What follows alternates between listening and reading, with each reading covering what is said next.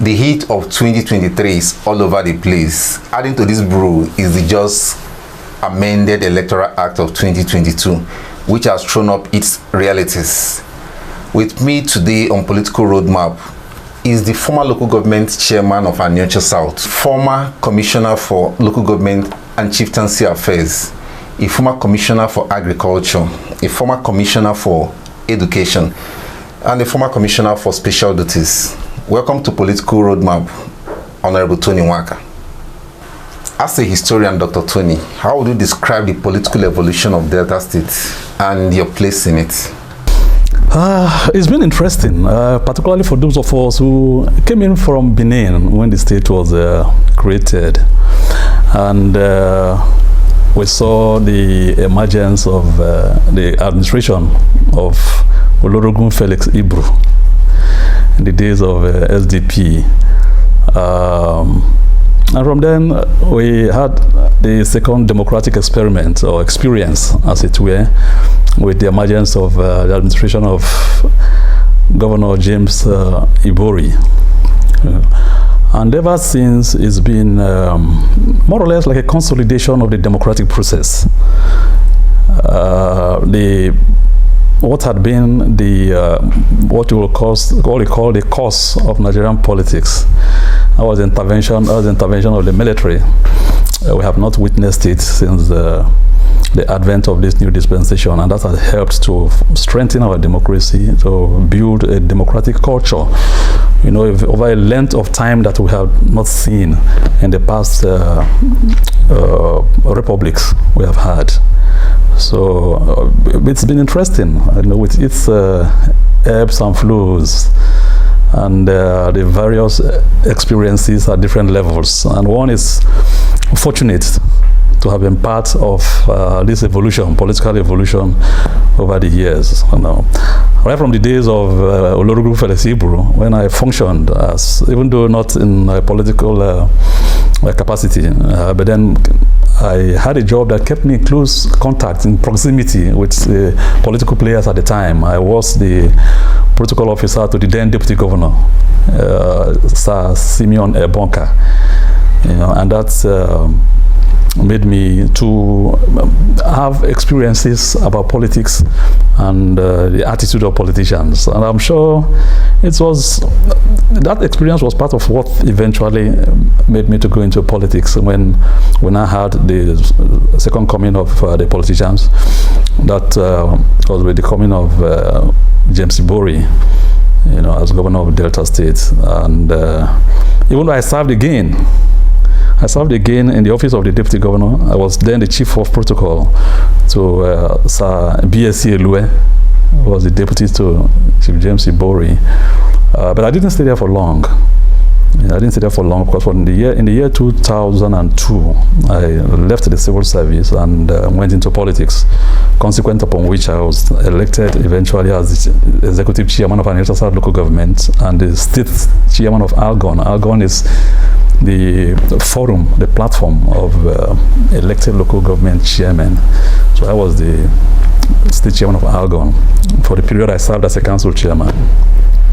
So that was until 2007 when I was appointed a commissioner by the administration of Governor Emmanuel Oduaga, and I served as a commissioner for the entirety of his 8 years. I was a commissioner in the Ministry of Local Government Affairs, a commissioner, Ministry of Agriculture, commissioner, special duties, emergency services, and two-time commissioner for education. That was the office I held until the expiration, until the end of that administration. So that is where we are, the political experiences I've had, and beyond that, I'm a writer. In fact, when we left office in 2015, I thought I needed to exercise my intellect, you know, in some other terrains, some other fields of human endeavor beyond the political vocation. So I went into writing, and as fate will have it, as fortune will have it, one of my books, I have written 4 books. one of my books, Mountain of Yesterday, was last year shortlisted for the Nigerian Prize for Literature. You know, it was among the 11 books shortlisted out of 202 from entries from Nigerians across the world, professors, those in Harvard, wherever you are, who submitted their entry, their works for consideration. At the end of the day, 11 years, and my work was there. So it's beyond what I had done in politics. That's another engagement that gives me considerable satisfaction, a sense of fulfillment, as well, that people are able to evaluate your work and find the work worthy of commendation. And I mean, they adjudge the work to be of excellence. You retired from civil service to go into active politics. What informed this decision to go into politics proper? Okay, first I think it must first do with the influence of proximity. You know, I had interacted with politicians considerably, right from the, as I said, from the days of Olorogun Felesibru to the emergence of Governor Ibori. So it had given me the opportunity to see politics at a close range. You know, and I felt at a point that I could as well be of service to society beyond my calling then as a civil servant. That political engagement could be something that will offer me the platform to give ventilation, as it were, to my beliefs for societal development. And there's a disparity, there's a difference between working in the civil service and working as a politician. A politician in public office is also a public servant, but he's not a civil servant. Now, the civil servant is guided by certain rules that kind of keep him within the ambit of the establishment. You know, there are certain things he cannot do beyond the prescriptions of the establishment. But for a politician, you have a greater latitude, you know, to give expression to those convictions you have about public service. And I thought it was necessary for me to try that other option and see the much I can offer to society without the limitations, without the contributions of the civil service. So I went into politics to offer services to my people. It is a household name, and you are not one to be introduced in the politics of Delta State. What comes to your mind when both elective and appointive political assignments or services called upon for you? I didn't get the question, sorry.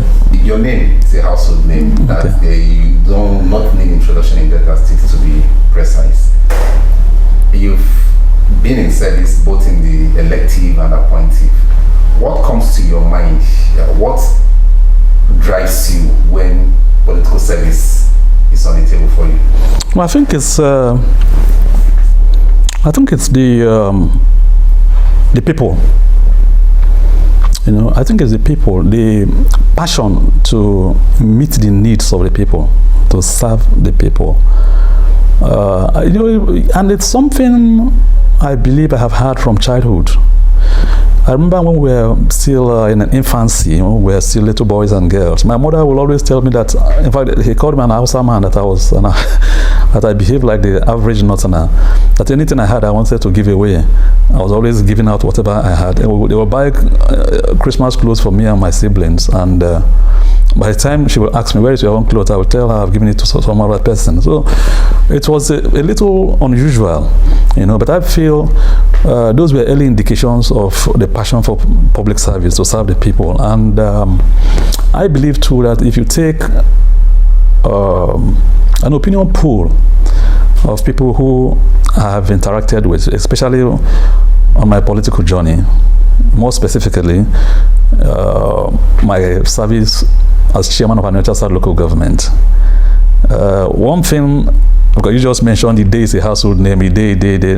One thing they will tell you about me is my sense of compassion, you know, my sense of generosity, benevolence,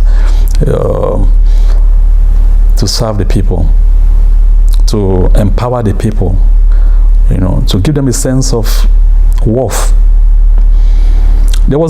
I had several awards when I was a council chairman, but there was one that particularly stood out for me, and that was the one I got from independent newspapers. Council chairmen were assessed on different parameters across the country, and some were given awards on infrastructure development,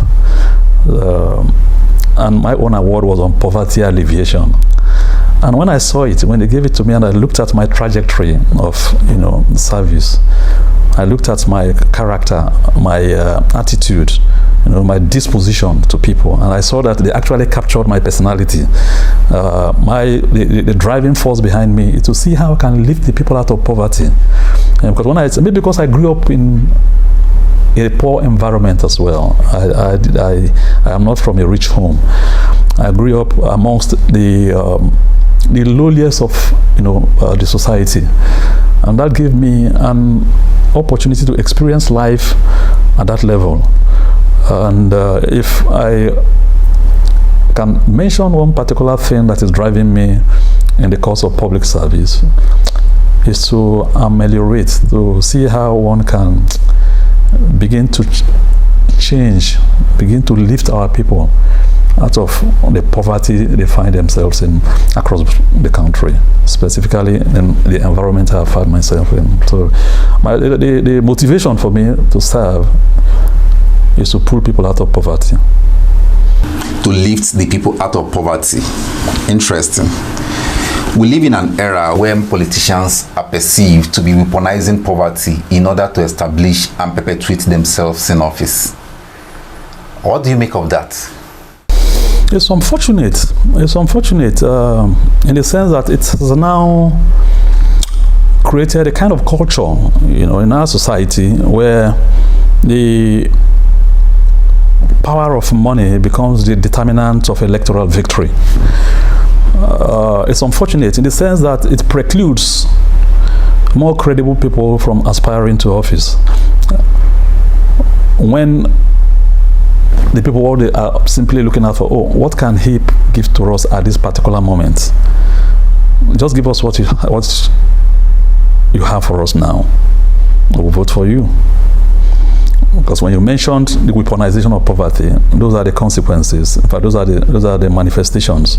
Where the average voter, because he or she needs to solve the immediate problem confronting him or her now, just simply is at the mercy of the man that has the biggest purse, that has the biggest wallet to dispense of patronage, and it compromises the ability, the tendency to bring out the best amongst our aspirants, among those aspiring to public office or elective offices, when the game is simply for the highest bidder. But I'm happy, and you can see the celebration amongst Nigerians with the signing into law of the amended electoral bill. Nigerians are expressing a hope that things might be different this time. Things might be different, that the true wishes of the people might come to apply. The true intentions of the masses, the voters, might come to reality if our electoral process is sanitized in such a way that results become the legitimate expression of the people's will. If people begin to get convinced that really it is what they have voted at the polling units that will be announced. It is the result that comes from the polling. It has a profound multiplier effect on our political culture. It will encourage more people to come out to vote. It will make more people to be interested in political developments. And it will make more people with integrity, credible aspirants, to come out to contest for political offices. So I'm happy. The Nigerians are happy about it. In fact, somebody was telling me recently that they are ready to forgive all the failures of Buhari, if only for what he had done with the Electoral Act. This Electoral Act he had brought to bear on our political system. So I'm happy about it, and I believe that it will begin to shape the future of our politics. I believe that it will begin to change the sentiments of the people. Those who felt they will influence the masses with their money. Yeah, they may try for a time, but by the time the new electoral act begins to take root firmly, you will see that it's not just your money. Your money is important, I mean, for logistics and all that. But the most important is your integrity and your credibility before the people. What do the people think about you? What has been your experience with them? Do you only go to them at the time of election? Are you the one that has compassion for the people? What is your record of service? What is the degree of your qualifications? The office you are aspiring to, do you have the competence to discharge the responsibilities of that office? These are questions people will begin to ask. How accessible are you? Are you the one that surrounds yourself with mobile police and people are afraid to approach you? Are you the one they will greet on the way and you frown your face as if you are in an enemy territory? Meanwhile, those are the people that put you in office.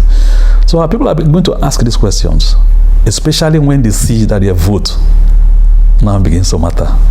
Speaking of the new electoral laws, you've been credited with integrity in managing elections. Notable was the manner in which you managed a particular PDP House of Assembly primary elections in Delta State, of which you were the returning officer. The just amended electoral law seems to be getting huge applause all over the country. As a politician, what about this new electoral law makes sense to the man on the streets? And what about it has brought hope and confidence to the process? Yeah, I think there are three key provisions there. And that one is the issue of accreditation. Results will not be declared beyond what is accredited on that day. The number of people accredited. So the idea of 500,000 votes, 200,000 votes, meanwhile only 20 people came to vote, that will be a thing of the past. And you can see the sequence of elections we have had in the last couple of months, from the Anambra election to even the recent by-elections across the country. You can see the number of votes coming out. There's no room for all those bogus figures. No, it is the number, the persons, the actual number of people that have come out to vote that will be accredited and the results announced. If you're not accredited, you go home. So that is one key component. Then the other is the electronic transmission of results. As the people are voting, as the result is being declared at the polling unit there, it's been transmitted. It's been transmitted to the relevant quarters. So the issue of going to the collation center to go and manipulate and change what the people had expressed, the vote of the people, the will of the people, you go to the collation center and begin to manipulate and change those things to create bogus figures. It's a thing of the past, because the actual result from the polling unit is already at the server somewhere. So these are and many others which now give life, give legitimacy to the political process, and that is why you see Nigerians all over celebrating it. But I agree with you that one thing is to have the law, another is to have people to implement this law. Ultimately, if we do not change our own hearts, if we don't begin to change our perception, of politics. Politics is not a game of enmity. Politics is not a game of desperation. If you don't win today, you could win tomorrow. It's the lifeblood of politics, or the lifeblood of the political process, as it were, is compromise. You must know where to draw the line. You must know where to, if you are pushing your own agenda, you are pushing your own intentions, your vision, you must know where to say, no, I'm likely to create problems if I push it beyond this point. We must know how to compromise, how to accept that, okay, the other man has won. I congratulate him and let us move forward. Tomorrow is another opportunity for me to try my luck and I could win tomorrow. So the responsibility really more is with all the elites, the political elites, not necessarily even the mass of voters, but the political elites who are at the commanding heights of governance and the commanding points of society. We must begin to change our attitude in the interest of our people, in the interest of the future of our society. As I do tell people, the problem is not necessarily because you hear people say, oh, politicians, the politicians, are you for? Who are the politicians? The politicians come from within our society. They have not come from Afghanistan. They have not come from Cambodia. They have not come from Japan. The politicians are still the same educated Nigerians. The people in government, the governors, senators, House of Assembly, House of Reps, council chairmen, these are all Nigerians, and most of them are university graduates. So the problem is really with the ruling elite of our society. Our politicians are drawn from the pool of the elites, the educated Nigerians. If you remove every politician in office today and bring another, you are still going to pull from that group. You are still going to get from that group of educated Nigerians, elites. So the problem is the elites. We must begin to change our perception about development, our perception of governance, our perception of public service. So we don't restrict it to the politician, because what you see happening, the failures you see happening in the political class, you see it in the customs, you see it in the police.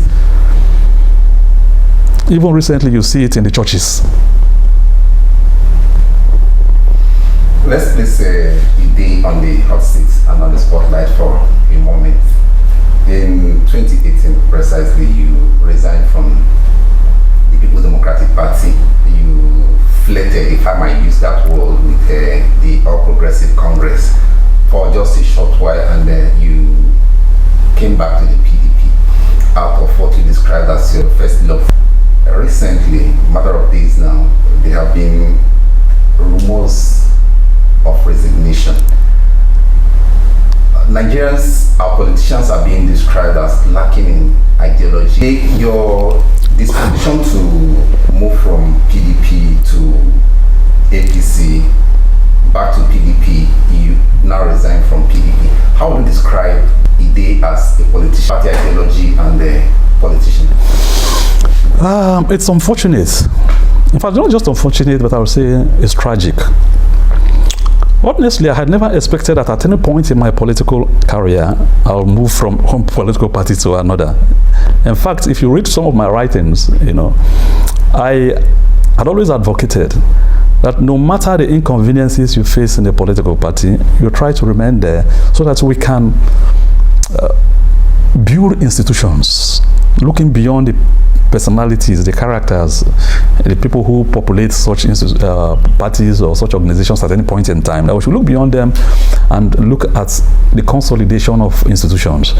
Because the development of societies largely, is driven by strong institutions, not necessarily strong persons, not men, powerful men as it were, but institutions.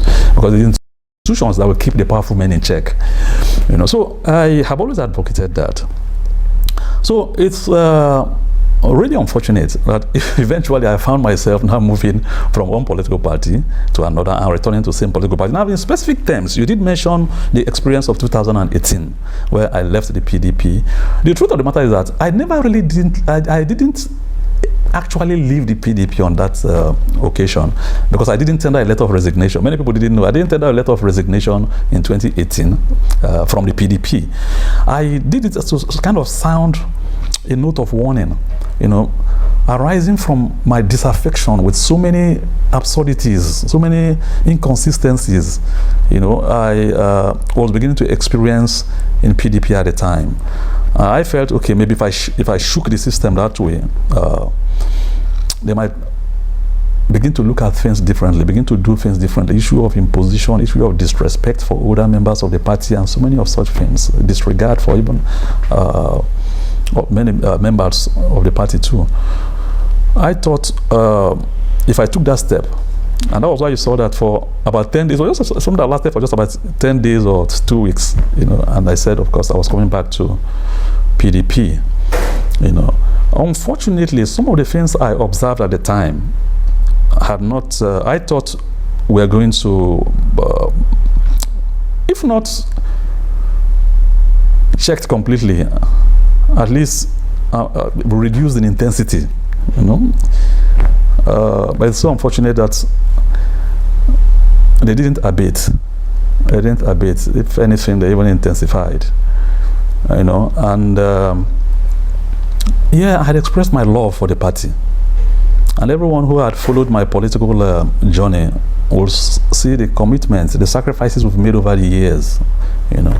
More than 20 years now, to ensure the consolidation of the party, to ensure that the party is strengthened right from our wards, not just when we're in offices, even during the election, periods of election, at night, in the afternoon, in rain and shine, working to ensure that the party remains effective. But it's unfortunate. It's a very sad thing for me when I recall these experiences. You know, a party one love. Yes, you can express love for a lady and sacrifice all you could for the lady. But when it comes to a point where your life it becomes a case of survival for you, your life is even threatened by the woman. At night you wake up, see her with a dangerous weapon. At the point you have to use your tongue to count your teeth and know if it's worth still taking the risk to remain in that environment or to remain in that relationship, as it were. You know, yeah, it's good for we, as a group, as a person, we express loyalty. In fact, not just express, we demonstrate loyalty, you know, to a cause.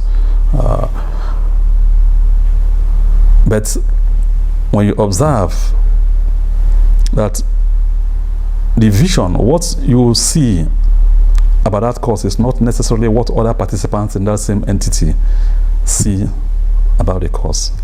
When you begin to see that disparity in vision, then you know you have to look at the issue again. Then, of course, the issue of ideology in Nigerian politics, we do not have it, unfortunately, and it's tragic. Because ordinarily in developed climes, political parties are anchored on ideological beliefs. You know, you have those leaning towards the left and those leaning towards the right. Those who advocate for greater participation of government in probably healthcare, and those who say no, healthcare should be left for the private sector, and all such, you know, differences in ideological orientation. So if you find yourself in any of those political parties, there is an ideology that has rooted you there. No matter the failures of principal actors at that time, you remain in that party because of your conviction of the ideology of the party. You know, but unfortunately, we do not have that in Nigeria. Our parties are not founded on ideology. They are simply vehicles. You know, they are simply vehicles for first attainment of power, then two, delivery of service, delivery of public service. So what you see is politicians looking for the most convenient platform for them to deliver service to the people. And essentially, I do not think there's anything wrong with it, because the bottom line at the end of the day, and the final analysis, is what services are these political organizations rendering to the people? Are they rendering effective, you know, are they giving effective service delivery to the people? Not minding the political party that is providing it. But the tragedy is when, having acknowledged that, even the service itself is not being provided as expected. I think that is where the problem is, you know, but not necessarily, and that is the reason you see that some of the principal actors we even have hired in our political environment, most of them have moved from one party to the other. You know, the PDP gave his presidential ticket to Atiku at, the primaries they had in Port Harcourt, preparatory to the last presidential election. Prior to that, Chief Alhaji Atiku had moved from one party to the other, you know, one back and on. But PDP, in its wisdom, it thought it was necessary to give him the presidential ticket of the party. You know, and even when Governor Obaseki of Edo was finding things very inconvenient when he was finding his stay in APC, you know, to be quite uncomfortable, the PDP reached out to him, and appealed to him to come over to PDP. So that has been it. You know, that has been it. I wish it wasn't so, but that's the political culture we found ourselves in. So there is no there's no justification in criticizing one while celebrating the other.